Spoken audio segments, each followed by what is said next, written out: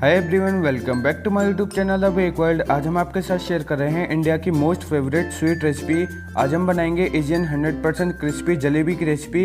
इस वीडियो को देखने के बाद आपके सारे डाउट क्लियर हो जाएंगे, तो प्लीज़ वीडियो को बिल्कुल भी स्किप ना करें। अगर आपको इस वीडियो में कोई भी डाउट हो तो हमें कमेंट करके ज़रूर पूछें। ऐसी सिंपल और ईजी रेसिपीज़ के लिए फॉलो करें हमारे चैनल को। अगर आपको वीडियो इन्फॉर्मेटिव लगे तो लाइक करना ना भूलें।